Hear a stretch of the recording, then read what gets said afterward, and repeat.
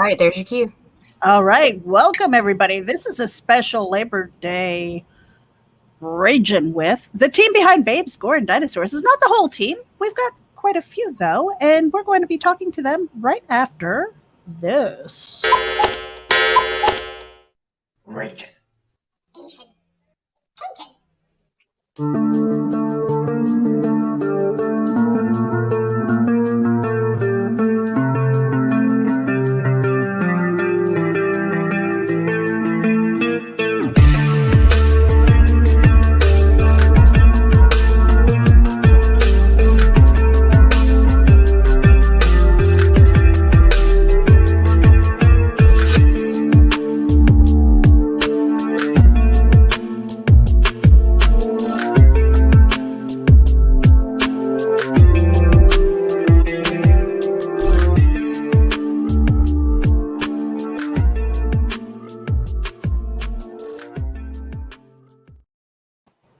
That's right, everybody. We are RAGIN with the team behind Babes, Gore and Dinosaurs. This is episode 48.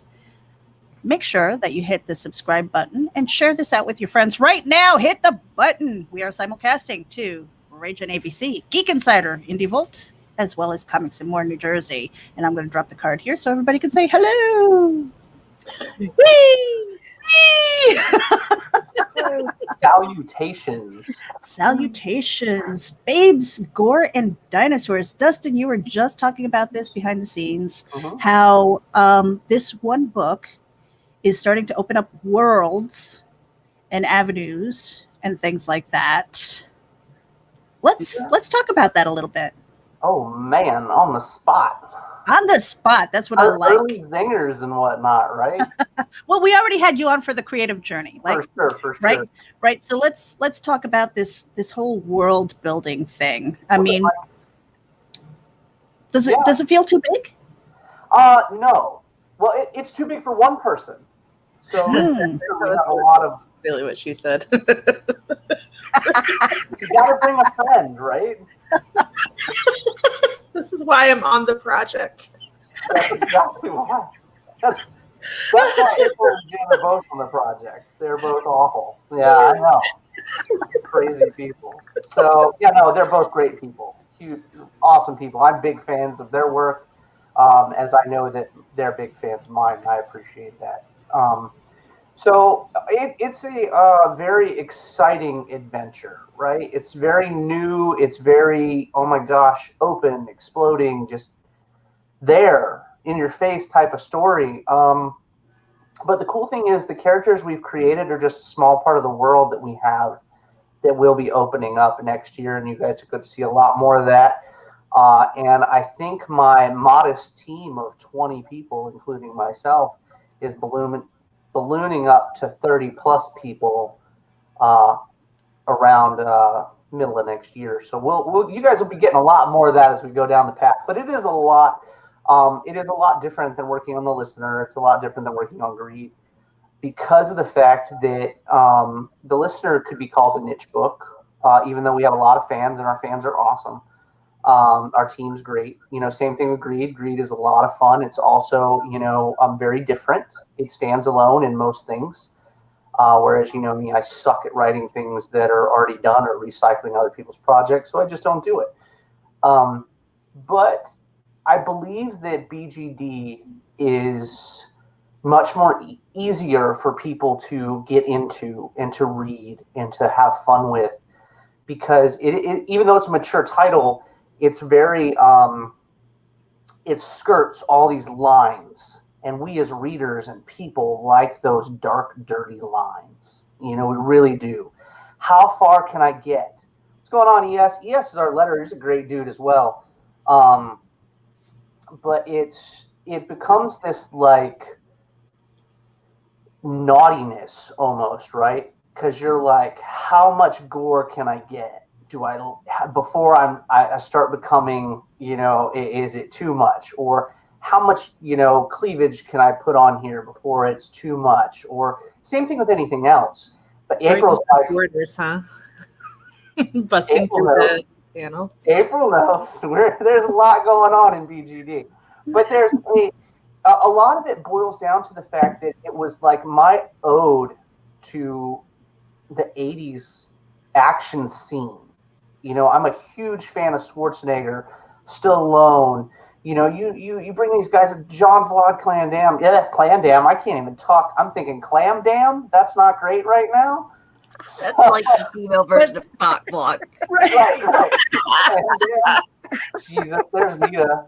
Chime in real quick with the cock block. I gotcha.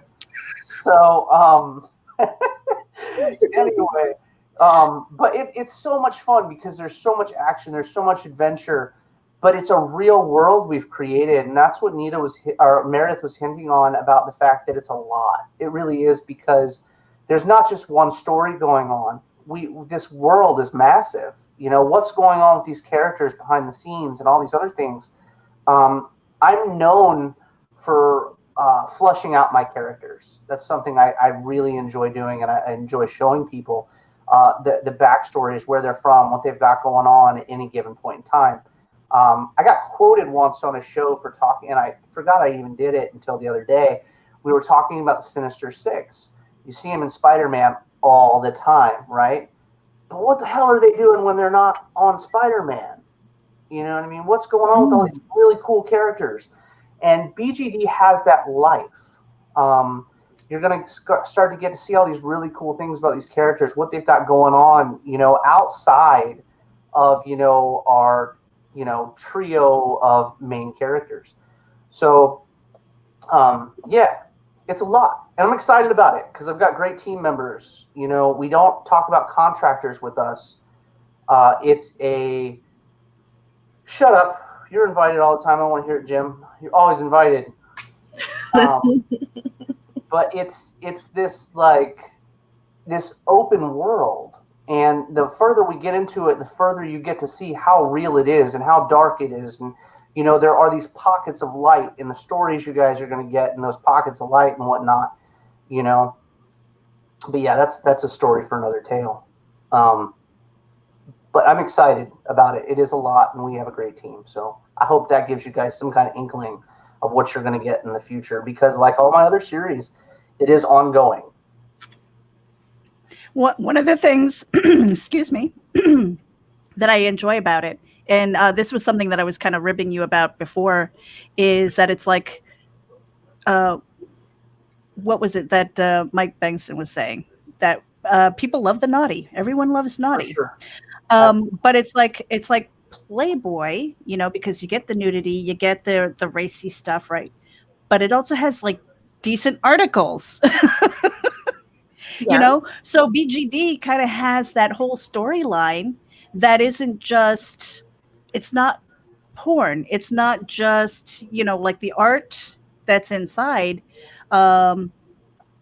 is there. I mean, there are some explicit things that I've seen, but I think it's more on the gore side.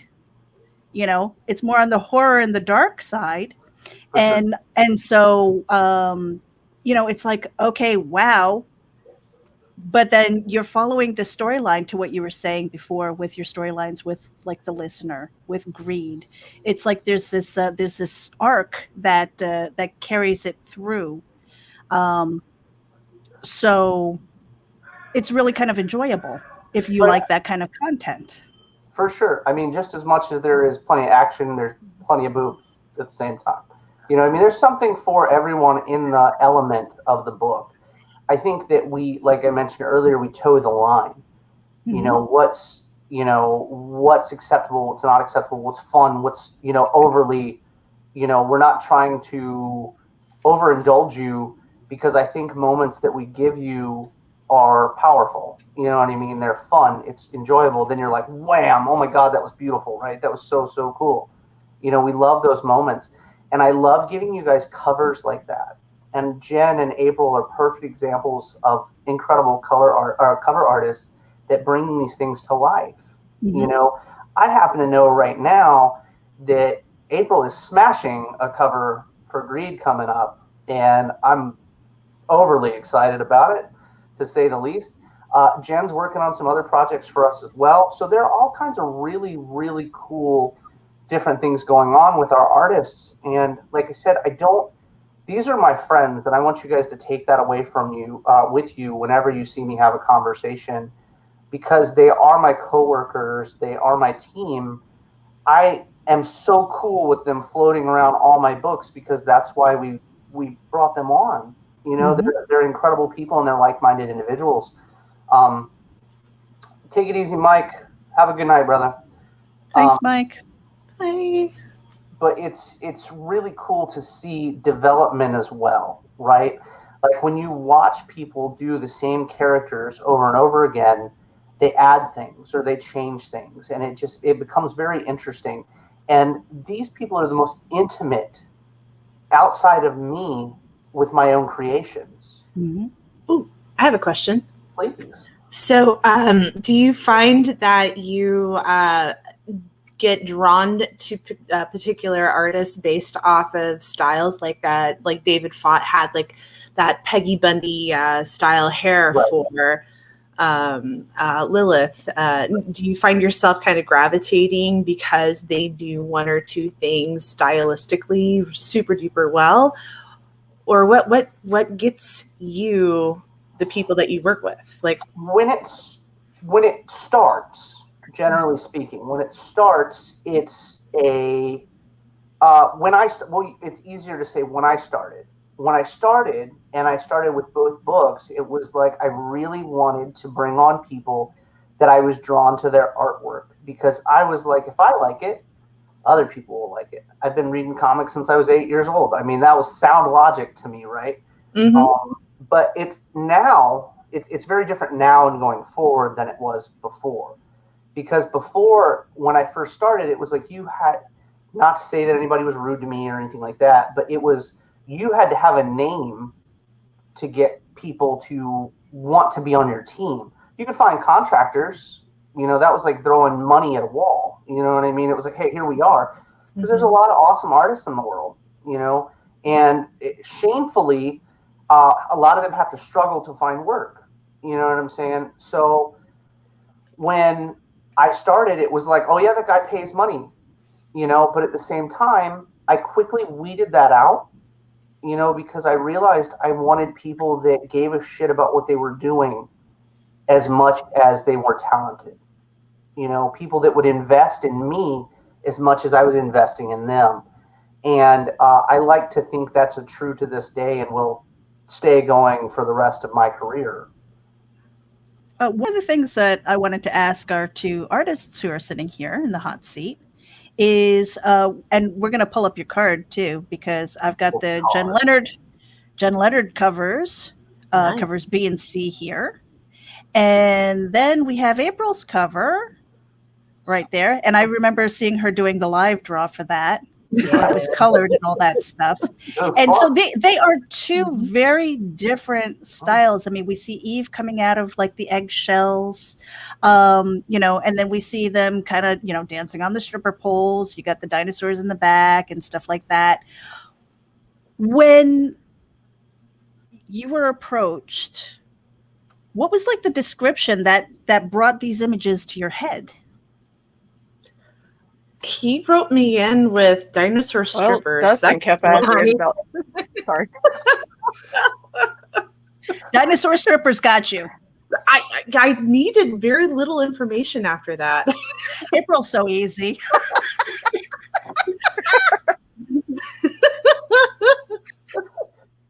Jen, what about you?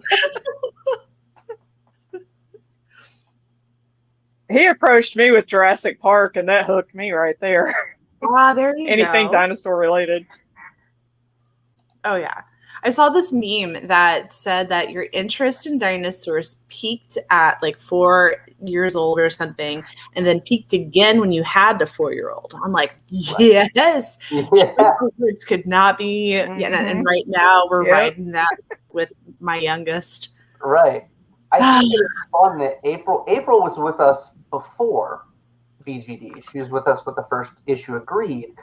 And I remember, oh my gosh, it was like I was looking, and to be fair, I was looking for a new type of cover artist versus what we did with the Listener.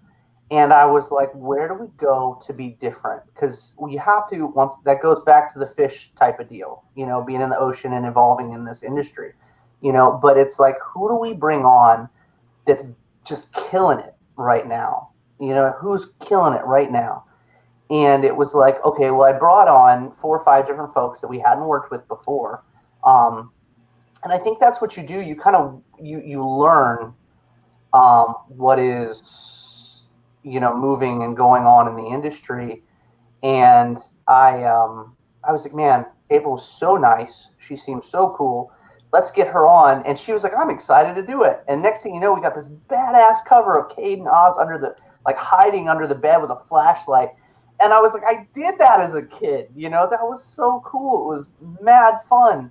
I really enjoyed that. And when I talked to Jen was like really excited because, I introduced her to Jim and she started working with Jim and stuff. And it was like, man, what are we going to do for a cover? And she threw me a few of them. We kept going back and forth a little bit. And then it was like, well, let's homage the film in a way, so the whole Dennis Nedry thing, that was a lot of fun, And I think people ran with it because it was different and it was cute. You know what I mean? It's a little bit sassy, There's all kinds of fun stuff going on with that. And I'm just going to interject really quickly. So while we are chatting, I'm just going to put up some of these covers so you guys can see. This is a huge selection of covers. I mean, I've seen campaigns with a lot more, but from like Listener and Greed, this is pretty different. For sure. Keep on chatting. Keep on chatting. Bladen Hunter, such a cool guy. Like such a cool guy, man. When he just we brought him on for interiors, I was blown away. And I have so much other stuff to send to April and to send to Jim and Jen and everybody else that he's been doing in the background to get everybody ready for book 2. Really, really, really cool stuff. But and Stef's Stef's stuff speak for itself, right? What do you think of Stef's stuff, April? Are you a fan? I am. What really draws me is the way that he does eyes and eyelashes. Like, Sure. There's something really cool about that. And then I never seem to get my women as plump and lush, and he does such a great job with it. And I love as he's been coming across my Facebook stream. I'm only on there a couple of minutes a day, periodically throughout the day. I try not to fall down the rabbit hole too much. The more that I see him incorporating backgrounds and certain teasers into the artwork, it just draws me in that much more. So sure. I feel like he's evolved quite a bit over the past 2 years in the way that he's been drawing. And he's such a funny guy. I love him. For sure. He's hilarious. And Carrie. Awesome people, right? For yes. sure. Like I said, this is all evolved, right? It evolved from, just fun conversation and turned into something awesome. And that's where creativity comes from, right? The depths of having a good time. Some people like to talk about how it's despair or sadness and stuff like that. When The Listener came out, it was for me. It was very dark, deep period. In writing for me, but when Greed and DGD, both of them have been very fun, very loud, very beautiful books. Color-wise and stuff is very, very different than what you're used to seeing from my writings. So yeah, having a lot of fun, showing you guys different stuff and bringing on other people. I mean, the Totally Rad crew came on and did an amazing job.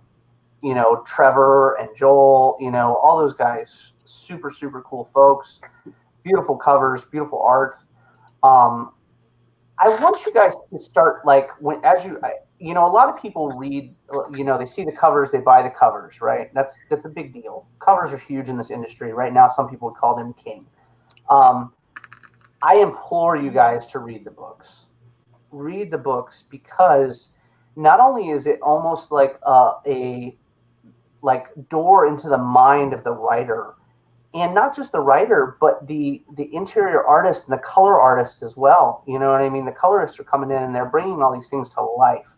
So I think that if you give yourself the opportunity to read BGD, you're going to feel those vibes you got when you were a kid, when you got to see Schwarzenegger in Total Recall, or, you know, when you got to see Harrison Ford in Blade Runner. All these different aspects will remind you of things that you enjoy. You know, I like to be taken away from reality when I read.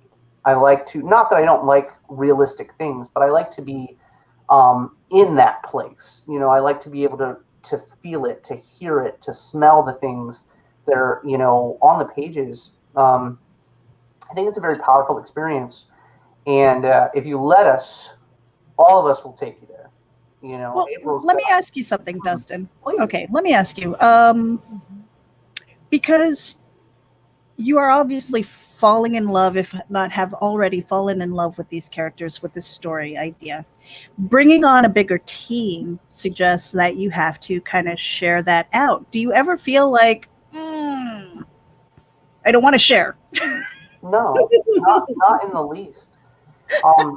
I mentioned earlier that we have 20 team members at a minimum right now, 20 team members. Mm-hmm. And I would share my works with any of them. And in fact, that's what we're doing. It's like you're giving it's like when you bring somebody on as a team member, you bring them on like someone that most of the people, if not everybody on my team, could come hang out at my house or chill with my kids. It's like you have a respect and a trust for the people you're working with. And I think that's very important, because if you're going to bring something on with a team member, you know that they're putting their best foot forward. You know, they are understanding, hey, look, you know, it's not just a steady paycheck. This is my career and I'm growing. Did you see this awesome book I was on? You know, and I think that should be a driving force behind people in general. I think you should be proud of the work you put out. So if you bring on people that are proud of their work, you can be proud of that work. You know, hey, look, this was beautiful. And Jen did this awesome cover, or Stef did this great cover, or April did this great cover, or whoever and what have you. You know what I mean? It's a very, some people would be like, oh, it's a loaded question. It's not a loaded question. It's something that you need to have pride in.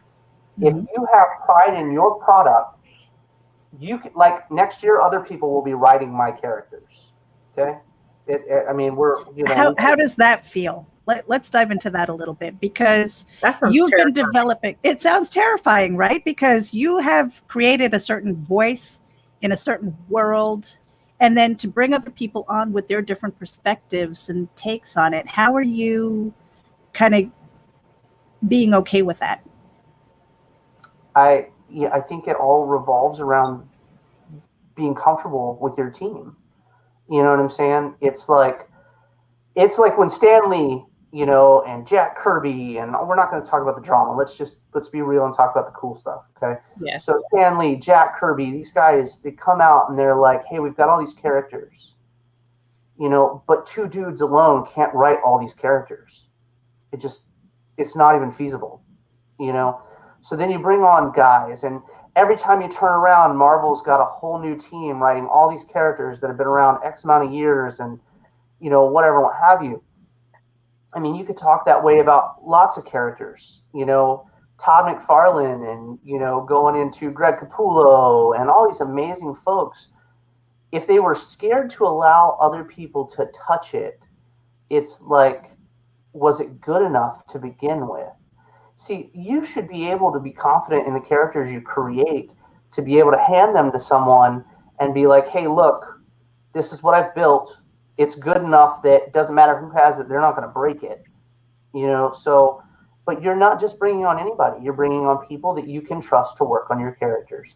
And I think that's something that you as a person, as a creator, have to understand. If I get too scared, I'm not going to accomplish anything in this world. We have all these amazingly talented folks, and if I'm scared to jump off a cliff and the water's down there, you know, Absolutely, Mike. Absolutely. I feel like it's a very powerful thing, you know. Man, you know, that's an awesome way to put it, because there's this void, right? When you do it by yourself, there's this huge void. Like, you close out the world as an artist, as a writer, doesn't matter what kind of creator you are, you close out the world to do the things you need to accomplish. I love my kids, but I don't write till they're asleep. You know what I'm saying? I cut on music, I hang out, and I get in the zone. And there's something to be said about that. And there's something to be said about these incredibly talented people that can get on live, like April right now, and work. You know, that's something that's really cool.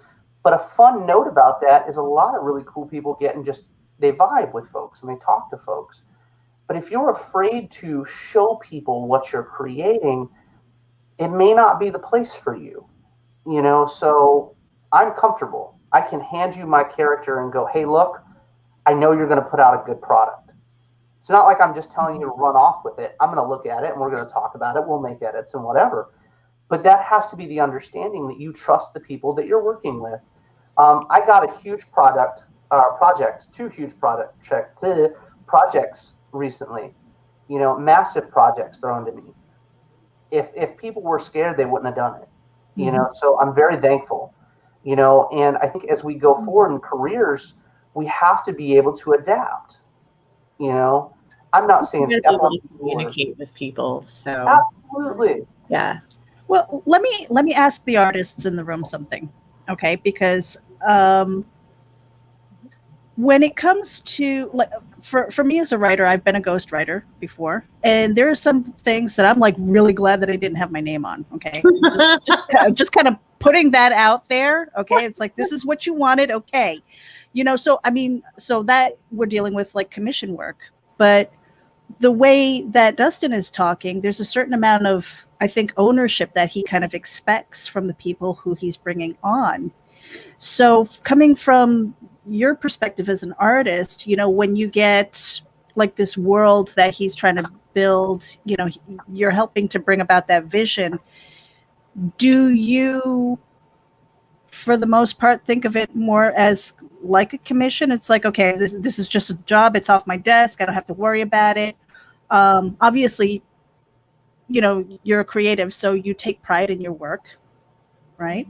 But do you also feel a sense of ownership when it comes to something like this, maybe understanding that it is an ongoing project? Yes. Well, at first it's like trying to get to know, you know, Dustin. He from the get-go was like way freaking cool. Love to have you, super supportive, been following your work, love what I'm seeing. Here's my idea. What do you think that you can do as far as cover art for that? Here's the due date. And at first it's like, I have no idea. And I don't like to pick from the low-hanging fruit. Like, I imagined that everybody was going to take the, oh, it's a superhero kind of fighting story, and took that stance with Greed. That was my first introduction for Dustin's world. And so I tried to do something different. You know, I've got young kids. They get scared of monsters. It's not that they are, they're not lambs, but they do get scared. And so to show that fear, I took it in a different direction than most artists. And I was like, well, I'm probably not going to get invited back. And then before you know it, he's like, no, I love it. And I'm like, oh, you're just saying that. It's fine. But no, he really did. And it was really flattering. And I was very honored to be invited back for not just Greed, but for additional projects on top of that. And so it's really, really flattering as an artist. I'm still trying to build my cover portfolio. Like, it was, you know, it was for every step of your artistic career, there is that one next thing that you want to try. And cover art was like, oh, well, I don't know if I'll be any good at it, but let's give it a shot. And I've been finding I've been finding it to be very satisfying as an artist to really get in there and lay down a lot of detail lines and try different approaches and tinker with other people's characters. And I really enjoy it. I really, really enjoy it. And I'm one of those artists that, like, I really like constructive criticism. If it doesn't hit the mark, I don't mind being told, yeah, take another crack at that. I don't mind it. And especially if there's, I don't know, it's more than just drawing boobs. I'm very good at drawing them. I love it. Love it, love it, love it. But Kinktober's coming. well, you know, it just is what it is. Yes, exactly. Oh, yes. Hey, we'll talk about that soon. Yeah. I know. I'm so excited. Well, it was just like all of a sudden September popped up. I'm like, oh, I'm not ready. So I'm trying to get ready.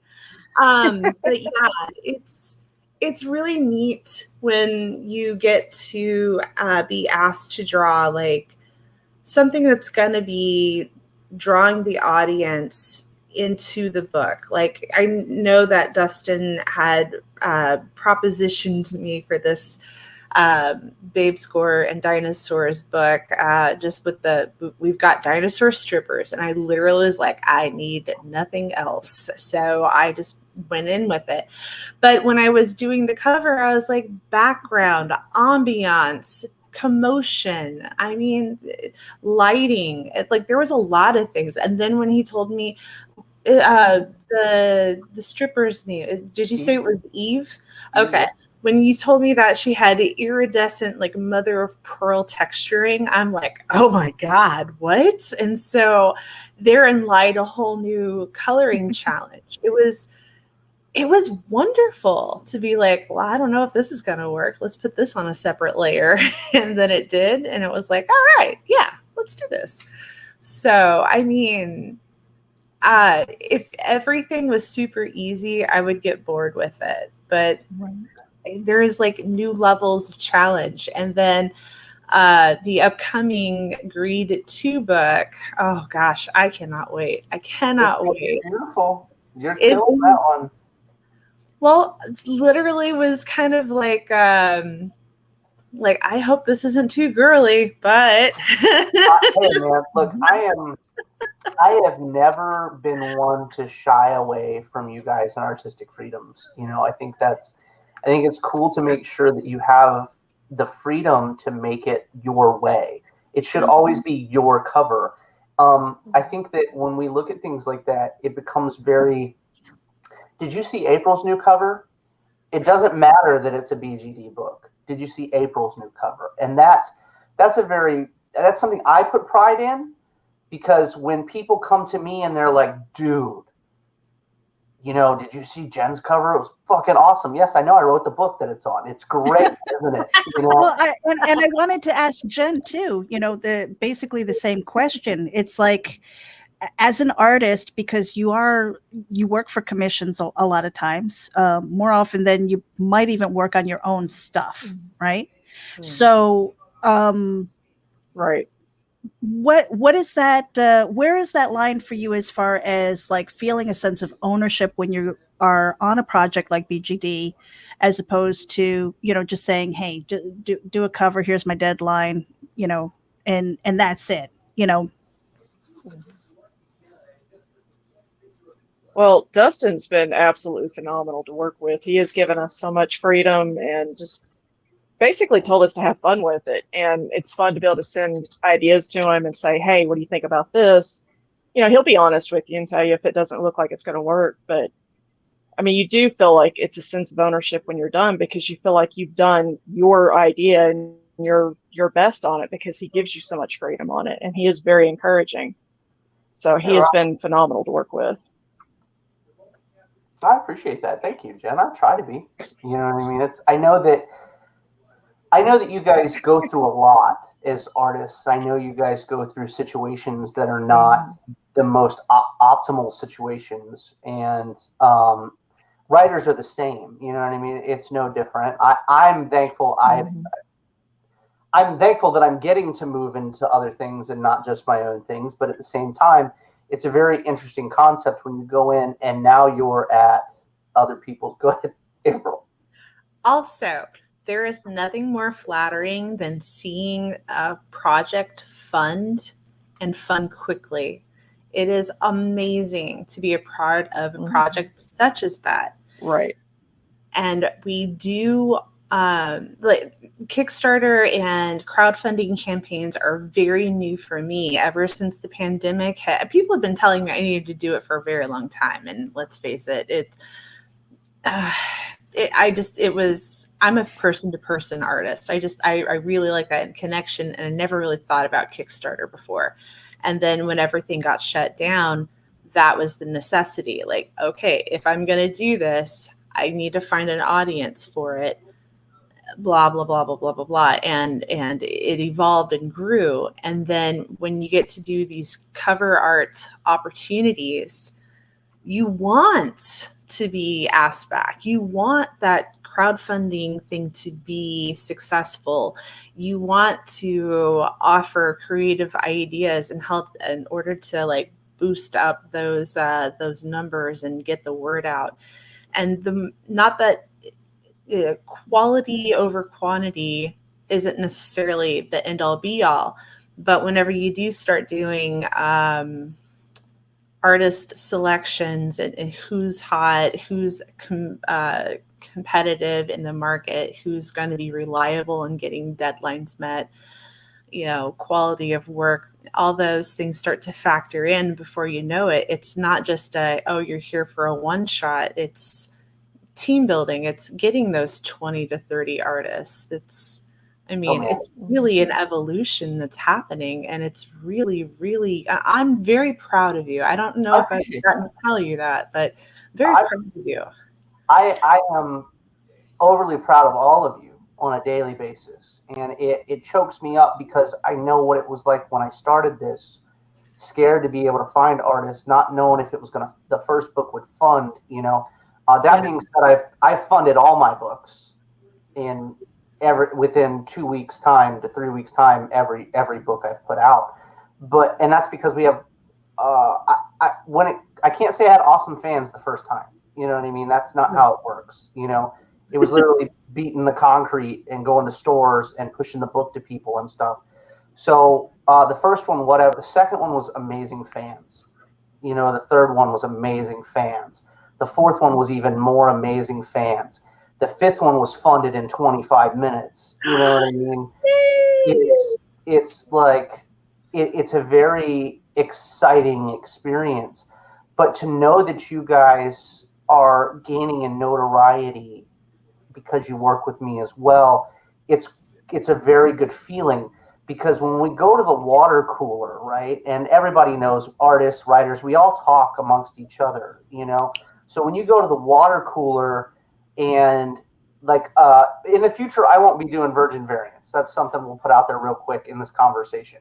But when you put out a virgin variant without your logo on it, without your trade dress and stuff, people are looking at it for the cover, and when they see those beautiful covers and you're at the water cooler talking to all these people, your peers and stuff, and they're like, hey, did you see this beautiful cover with this on it? You're like, that's my artist. I'm so proud of them. It was beautiful, right? It was a great job. And those are things that we can take with us. Thanks, Stef. I appreciate it. It's very powerful, because then you can go, man, look, I know that they don't have a lot of time to be on as many covers as they want. But April just brought up, quality over quantity. And I'll be the first person to say it.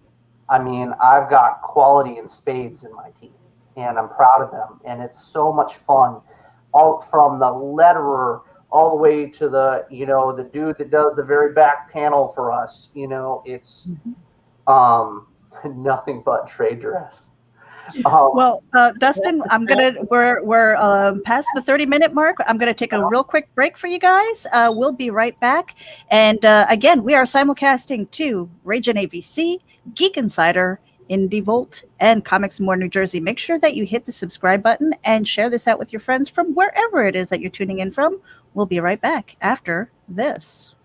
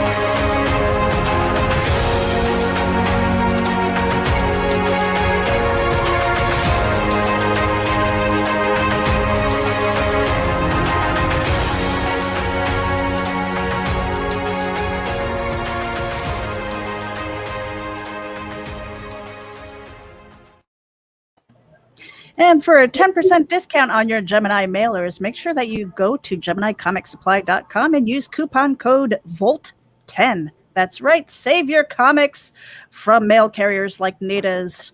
Use the coupon code VOLT10 for a 10% discount on your Gemini mailers. That is courtesy of IndieVolt. Thank you to Varian Grant. And we are talking to a few members of the team behind Babes, Gore and Dinosaurs. And we're back. Hey, Dustin, I have a question for you. Please, by all means. So you were talking about the water cooler. Mm-hmm. And, one of the things that, because I've been kind of blogging for a long time, and the bare bones of a good blog are 3 elements, in my opinion. You need a good featured image, you need a good title, and you need a good opening line. For sure. Those 3 things are going to grab people. And so, to what you were saying, when people see this beautiful cover without the trade dress, there's a good opportunity, there's a good chance that they might not be looking inside to see what the goodies are. For sure. And so at the, at that point, it's like, okay, well, I've seen it. I don't need to see anything else. Right. And so breaking that barrier by saying, hey, this is Babes, Gore and Dinosaurs, or this is, by Dustin Brunell. This is, it's more than that. I mean, that's pretty powerful. Yeah, for sure. How do you? Yeah, go ahead. I like to I like to think that the talent that we bring on speaks wonders to people, and I like right now you guys are privy to a lot of things I have going on, and you get to see the inner aspects of how I work and what I do and how I bring people around, teammates and everything else. So there's an aspect of that where, once again, when you go to let somebody write it, or you go to let somebody put a cover out, you have to be able to go, I know they're going to draw people in. Okay, I know they are. So when I mentioned not doing virgin variants anymore, I'm very serious about it. So henceforth, all the artists will go in and they'll do their covers based around the trade dress and stuff in the future. But there's a lot going on with that. Right now, when you do a virgin variant, you rely on your artist to do, you're basically putting more work on their shoulders, in my opinion, than you should have to. So you have to have that respect for them to be able to draw them into the book. If she, since Jen's not here, we'll use April. April puts out these beautiful covers, right? Now, she mentioned Eve and the pearl-colored skin and stuff of the character. So if the character's not interesting, you're not going to open the book anyway. If you don't draw in, I love it. If you don't draw in a reader by the cover already, it's a failure on our behalf, because they didn't create a character interesting enough for the imagery to draw you in to read the book. And I know a lot of people will argue that. You can argue it till the cows come home with me. That's my failure. That's not someone else's. They put out beautiful artwork. That's why they're on our team. So if someone didn't open it, that's on me, because I didn't create something interesting enough for people to open. Now, that being said, I have full belief that people are opening BGD, because I only sold 20, I think it was 25 that we printed for MegaCon and for Jen to put out in the past month. Okay, the 8-page teaser books. All right, which I have one left for everybody on our team that they'll be getting as well. But that particular book had so many people reach out to me and go, what's next? What are we getting into? So they've succeeded. We have succeeded in drawing your attention enough to get you to open the book. And a fun thing about BGD right now is all our cover artists are selling just about the same amount of books for this Kickstarter campaign, which is pretty cool. It is very cool. And most of the time it's different than that. You'll see spikes and stuff. But a good chunk of them are all at the same place right now. And it's a very cool thing to see because it shows that fans are fans of different styles. And with BGD, as well as Greed and the listener, I've always wanted to have different stylistic covers. You know, it's most of our team members, you'll notice, all do different styles of art. You don't want to ever bring in just one style. We are cutting down on the amount of variants that we bring on for the books, but that's not because I don't want our teammates doing things. I'm actually going to be rotating them onto projects that they may find interesting. You know what I'm saying? In our what's up, Josh? So it becomes this, like, I trust them, right? I've mentioned that, and I'll say it without getting red, without getting embarrassed. I trust my team. So if I go, hey, look, can you move over here? They know that they're still going to get paid. They know they're still going to have a good time, and they know that they'll still have artistic freedom. You know, so it's like, it's my book. And we can drop fun little tidbits like Thomas was talking about a minute ago, and Stef was like, shush. It's because of the fact that by this time next year, I've grown leaps and bounds since I put my first book out last year. Like, as a person, as a writer, as a creator, I've grown leaps and bounds. And a lot of that's because of my team. I grow with them and I learn from them. I take their feedback. You know, all that stuff goes into my projects. But by this time next year, I should have like right now we've got 3 books. By this time next year, we should have 7 ongoing titles by this time next year. And it's amazing. So, having this process of building up your team, because it is an ongoing process. You know, life happens, you know, people move on, people come in and things like that. I think to what April was saying earlier, when you're working with somebody and they kind of give you that creative license and you feel a bit of that ownership and stuff like that, and then you get invited back, it's almost like you're developing this shorthand now, right? What is that? What is that like? And what does it look like for you guys? You know, for our 2 artists here, Jen and April, what does that shorthand look like? And how important is that to you as artists? I usually just get the love it straight to print, you know, so I get the Staples button that says that was easy. So that was short and simple answer. Jen, how about you? I'm with April on that one. I'm easy, dude. Like, He really is. It's like the shorthand is like, hey, love it. All right, send me more. Yeah, exactly.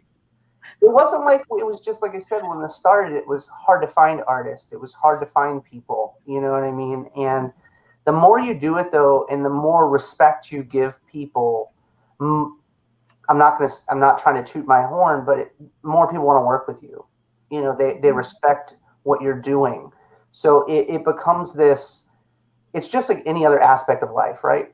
If you carry yourself and you can be proud of the way you're carrying yourself, you know, as Stef Wilson so adequately puts it, is you're legendary, right? Mm-hmm. It becomes this, you know, everybody's like, fake it till you make it type of thing. Mm-hmm. And I struggled. It was hard. Mm-hmm. You know, it really was. It was tight in the belt. Bills were tight. Things were hard. It was not easy. And then it was like, oh, wow, here we go. You know, we're here. We're in a place sitting now where I can be comfortable in the first time in my life, in my career in this, and go, yeah, we're not fucking going anywhere. Life's great. People are enjoying the shit. It's fun. You know, the artists are killer. They all like each other. Everything's, you know, here. So you have this foundation now. When you start, you don't have a foundation. Now we have a foundation to build these people, not just myself or this, you know, what we're creating, but people. You know, now we get to show off our artist talents, did you see this? They're working on this project. It's great. Because I don't have to get on. That's right. See, Steph knows. Steph put it on me one night talking to me about it. It was a big deal. So, but it's like, you no longer have to whore yourself out for attention. You've been good to people, so people understand that you exist. You're around. You will be around, April knows. April just talked about it just a little bit ago. She was like, hey, when we started, we were here, and now we're here. There's a song about that, too. You guys should check that out one of these days. Well, let me ask real quickly then. All right. And this is for all three of you here. How do you go about curating your business when we're all hustling to pay the bills, right? I mean, obviously, sometimes we have to take on jobs that just are soul killers, because the jobs that come easy, the one, like working with Dustin, you've all said, and even Steph, who's in chats here, says that he's great to work with. He kind of gives you that creative license, but there are going to be those who are out there who are just like, everything's wrong.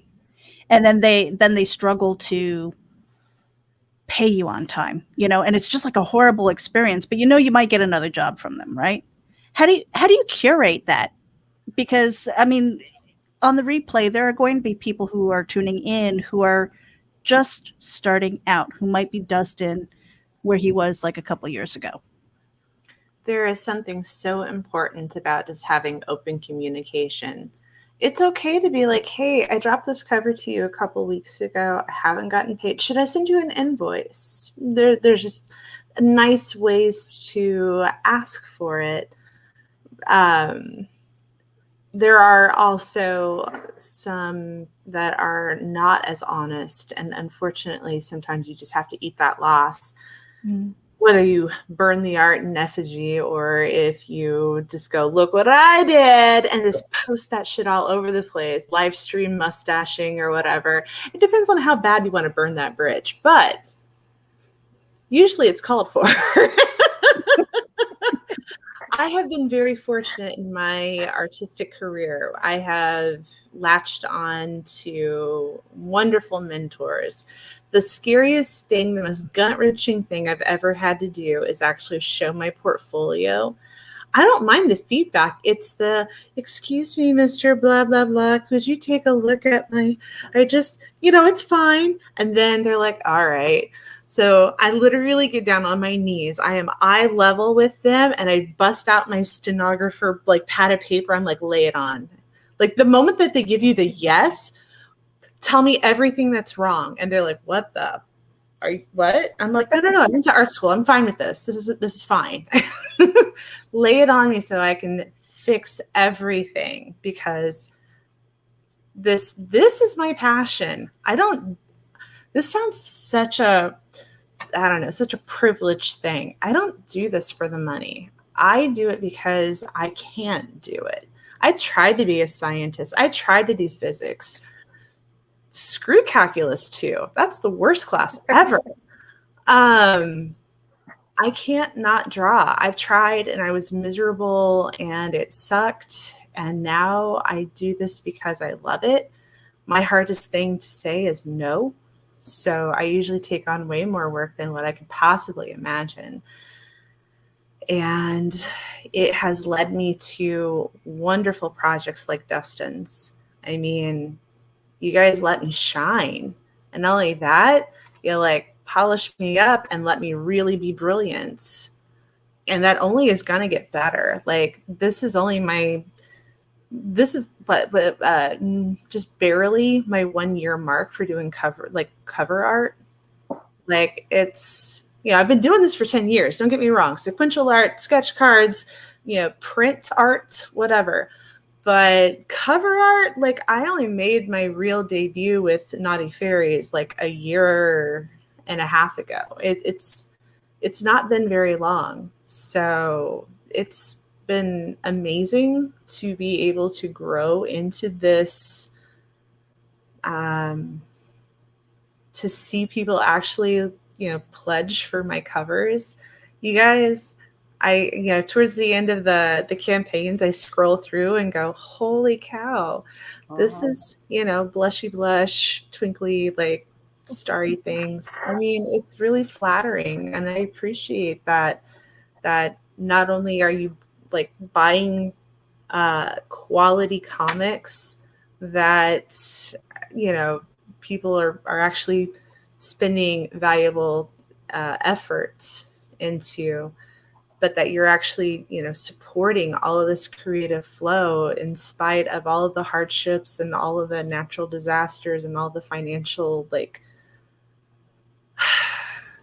not only Dustin are you amazing, but absolutely every freaking person out there on our Kickstarter campaigns that are pledging, supporting. You guys just bring me to tears. It's wonderful. So thank you all. I have something cool to share Well, with both of you. before you do that, though, I do want to ask Jen how she curates her experience, though. For sure. By all means, please. Well, unfortunately, I haven't been doing this as long as April and some of the others. I started doing covers back in March, I believe it was, of this year, so it hasn't even been a year yet. Mm-hmm.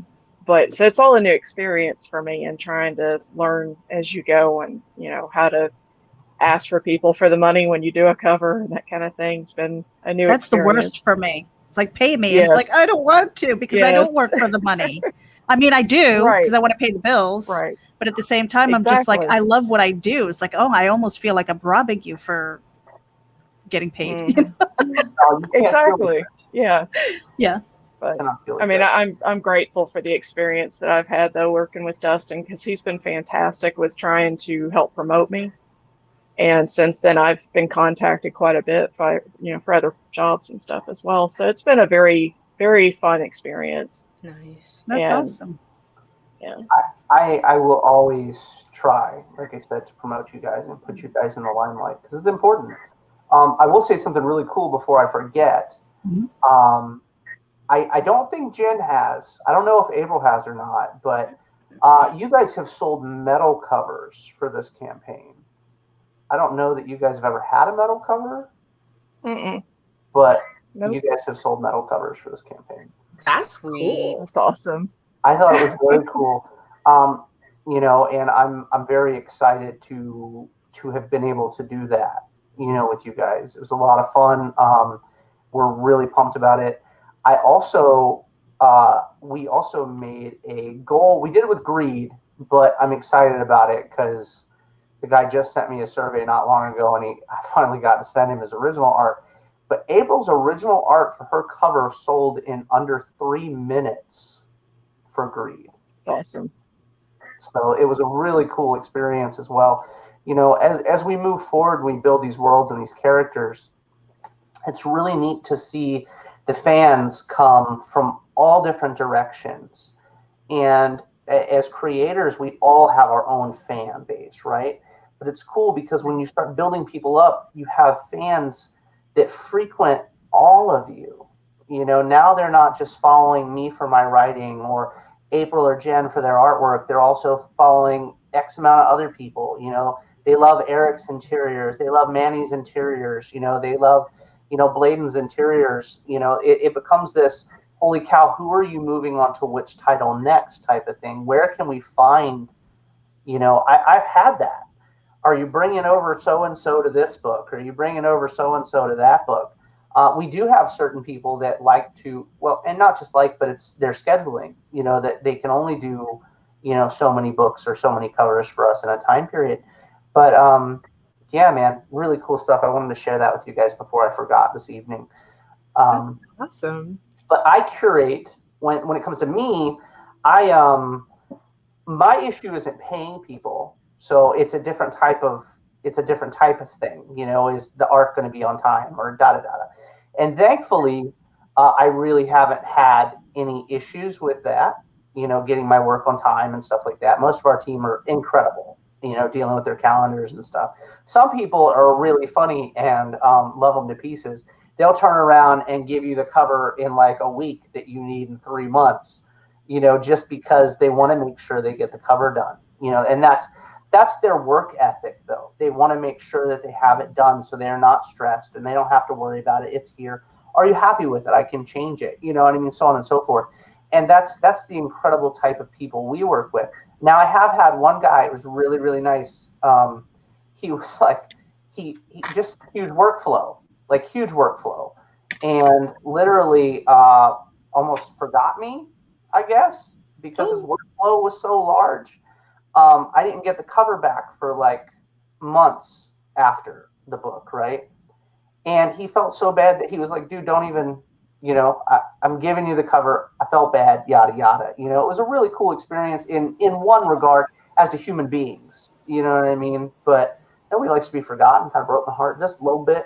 But it was cool, no worries. I hate being forgotten. It sucks. But hey, I'm loud now, man. I was quiet before. Well, we've got Babes, Gore and Dinosaurs on Kickstarter right now. 4 days to go, 120 backers. You need 30 more to get to the last stretch goal. Yeah. And I was just looking and I saw that my original art is still available, right?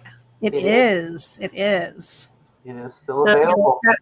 If you like that sexy dinosaur scene, tell your friends. That's right. And you can see it on the campaign here. Let's just scroll down really quickly while you guys kind of go around the room and let people know where they can follow you, because we are at the end of our hour. We're going a little bit over because I just wanted to make sure that people saw what it is that we're talking about. Yeah, ladies first, by all means. I'm going to let Jen go because I feel like I talk a lot. Well, you can find me on my Facebook and on my Instagram and Twitter, but I'm most active on the Facebook page. And that's under Jen Leonard, Jyn Leonard. I don't talk a lot. Oh, got it. And then I'm Rikki. I can be found on Instagram under Reyna_art. Also have a fan page on Facebook under Reyna Art. And if you want all my dink dark memes, you can totally follow me on April Grady-Reyna because, got to be so super extra. And I'm getting ready to do my own little drawing challenge in October. So if you want to get on that, I'm doing pre-orders. The calendar of events is currently on my social media. Please tell us about Kinktober. Oh gosh. What was it? Like a year ago, 2 years ago, there was a guy that was like, I now own the hashtag Inktober. And, it took a little wind out of my sails. I'm like, you know what? Not that I was super passionate before, but what a dick move. Right? Asshole. So I was just like, you know what? Whatever. And then somebody was like, hey, psst, there's an alternative. And I was like, shut up, what? And he's like, no, really. And I'm like, oh. Oh my. And then he sent me the list. I'm like, holy crap, what is half this stuff? And then I got a virus on my phone. Oh no. All the other stuff. So that is going to be coming soon. And you can even give me your suggestions on what a title should be. So I'm still kind of working that out too. I was just like surprised that all of a sudden it's September and I'm like, holy crap. Green Day is relevant for like a month every year. And now is the time. So not that had it.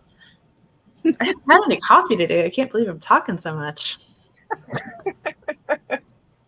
It's kind of funny where you said, I'm not ready. It's like, oh my gosh. But I mean, it's challenging, but it's fun too, right? Just being able to push yourself like that. It is. I love the drawing challenges because it makes my artwork. I can see the evolution happen from day 1 to day 31. Like there is an amazing amount. You're only supposed to do one a day, but if I am given enough notice, I can do more than one. So when I did the last year's, what was it, like a 50-page book or something? It was literally, it was 52 pages. Like that's how many pieces I drew in 1 month. Nice. And I liked, all but like 2 of them. So that was pretty good. Mm-hmm. What? Can't love every one of them. And they can fight for your affections. There's nothing that says that you might feel like a bad parent, but it's okay to fight for mommy's love. It's fine. I just come in with like cool toys and throw them on the floor, and I'm like, whoever wins gets the ice cream. Oh man. No. And we are scrolling through the campaign, so we see all of the people who are on the team. Many who cannot be here. Some of them are in different time zones. Some of them are working. Some of them are hanging out with other friends. We got you. I see you. Steph. Yeah. I'm sorry, I wasn't muted. My bad. Oh my goodness. Yep. So we are at the end of our RAGIN with the team of babes, Gore and Dinosaurs. Again, it's on Kickstarter right now. 4 days to go, 120 backers. Let's try and hit some of those other stretch goals. That would be awesome.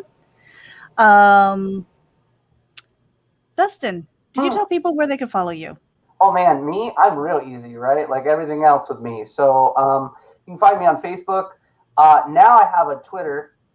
I don't know anything about it, but I have one, and it's cool, and I'm excited about it. I love it. I love having a Twitter. I tweet it and whatnot.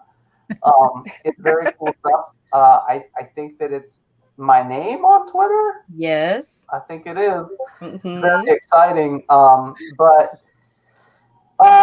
I mean, I'm real good about Facebook. If you guys want to talk or reach out, or you want to, just shoot the shit about anything in general, comic books, art related stuff, I'm pretty easy-going, guys. Unless you invite me to your stupid-ass page without saying hello to me or something, I'm pretty easy to get along with, Just bombard me with these ninja invites, and I'm like, meh. I'm the guy, though, because I'm nice to everybody, and I feel like everybody wants to be a friend or a fan, so I just accept all these, friend invites.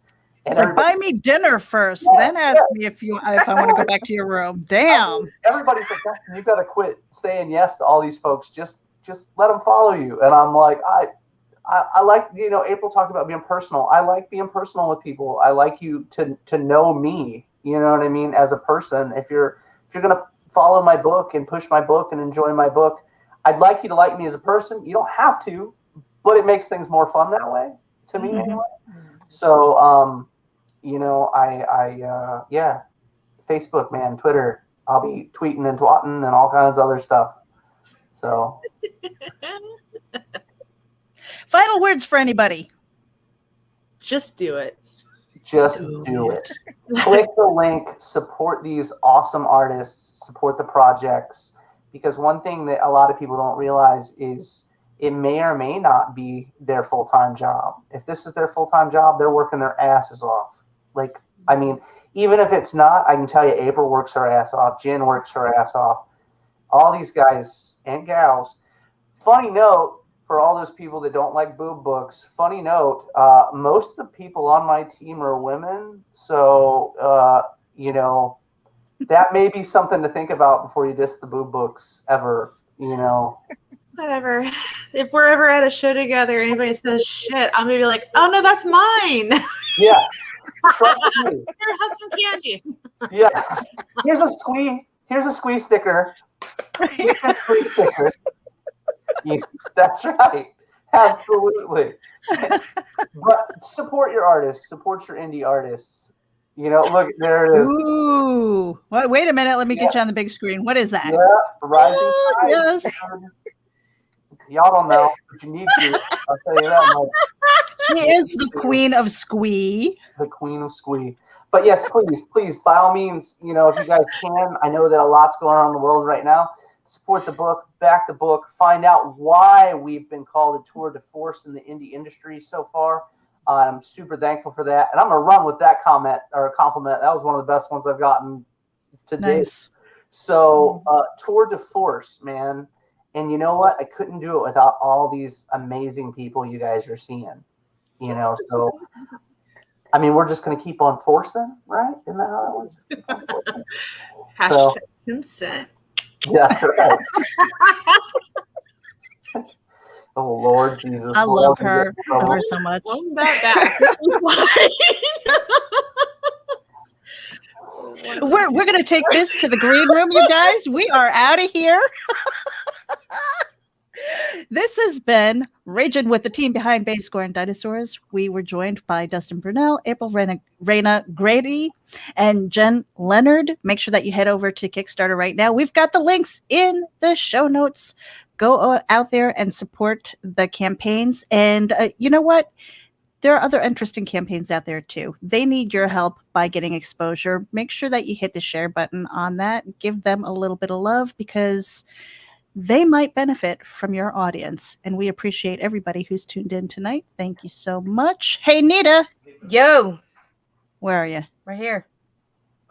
Final words. Throw my dudes. We're out of here, you guys. Thank you for tuning in.